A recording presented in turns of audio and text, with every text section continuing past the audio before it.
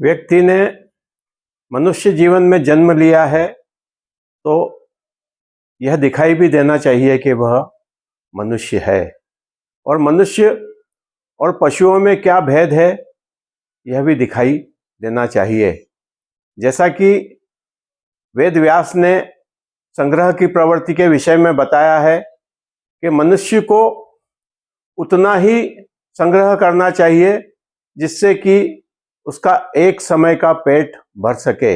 यदि वह इससे अधिक संग्रह करता है तो वह चोर है और दंड का भागी है।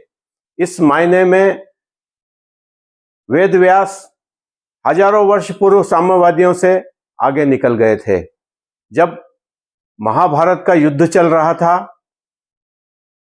युद्ध के मैदान में लाखों लाशें पड़ी हुई थी और उन लाशों को कई सियार, गिद्ध और कुत्ते नोच नोच के खा रहे थे।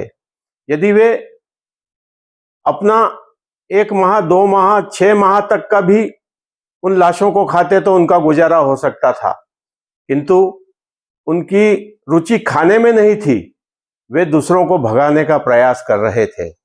इसी प्रकार की रुचि मनुष्य में भी है। वह दूसरों को नहीं खाने देकर संग्रह की प्रवृत्ति में लगा हुआ है, जबकि जीवन क्षणभंगुर है, इसका कोई ठिकाना नहीं है। कब मौत आ जाए कहा नहीं जा सकता है।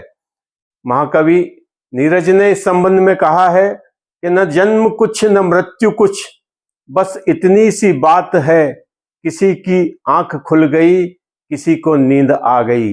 मनुष्य रोज सोता है तो वह किस अवस्था में चला जाता है उसे पता ही नहीं चलता है, वह मौत की अवस्था ही है।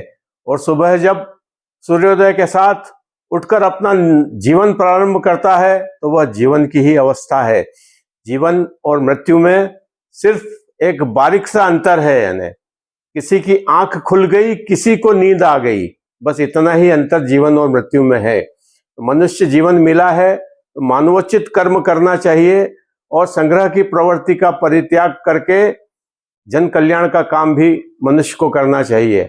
आप यदि मनुष्य जीवन में आए हैं तो मानवता का परिचय दें, उदारता का परिचय दें, अपने हृदय के दरवाजे अंदर से खोलें, क्योंकि हृदय के द्वार बाहर नहीं अंदर से खुलते हैं, भीतर से।